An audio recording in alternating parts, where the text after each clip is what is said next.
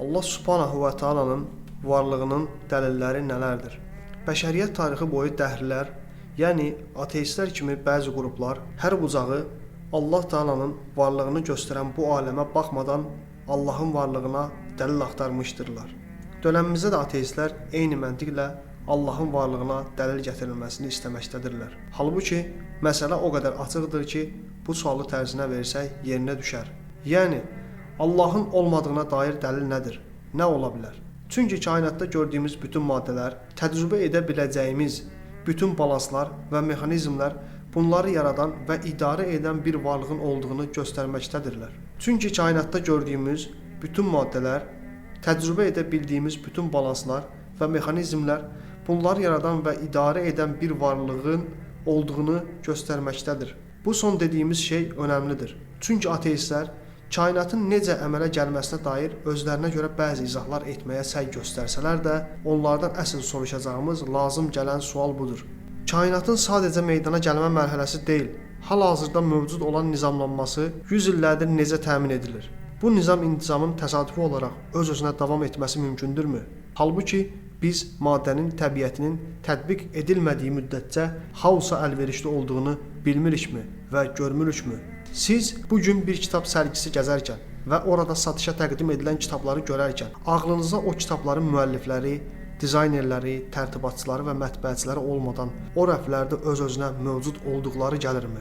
Şuurunuzun arxa planda mütləq onları o mərhələyə gətirən varlıqların olduğu həqiqəti yatmırmı? Yaxud bir avtomobil sərgisinə getdiyinizi fərz edək. Orada bunu soruşa bilərsinizmi? Bu avtomobillərin mühəndislər tərəfindən istehsal edildiyinə dair dəliliniz varmı? Belə bir sual soruşmaq olduqca gülünc deyilmi?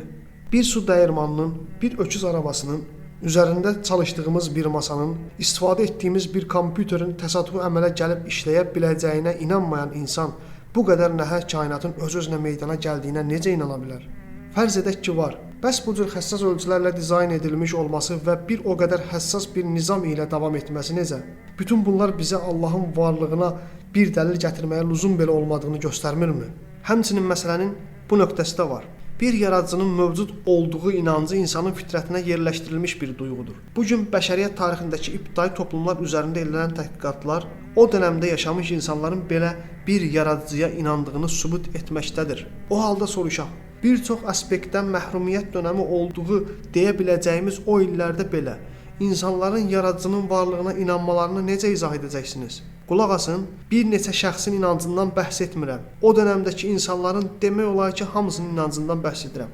Bugün ateizmin təməlini, çıxış nöqtəsini araşdırmağa cəhd göstərsək, bəşəriyyət tarixi diapazonundan çox-çox sonralara təsadüf etdiyinə şahid olacağıq. Bu nöqtə belə bizə Allah Subhanahu və Taala'nın inancının insanın fitrətinə yerləşdirildiyini göstərməkdədir. Qulaq asın, yerləşdirildiyini ifadəsini istifadə edirəm. Çünki burada insanların razılaşaraq bir şeyə inanmağa dair aldıqları bir qərar yoxdur. Əksinə, hər bir insanın öz daxili aləmində onsuz da mövcud olan duyğunun zahirə əks olunan ifadələri var. Demək ki, bu inancı, bu duyğunu insanın fitrətinə yerləşdirən bir qüvvə var. Məhz bu qüvvə insanı və bu kainata dair hər şey yaradan bir qüvvə.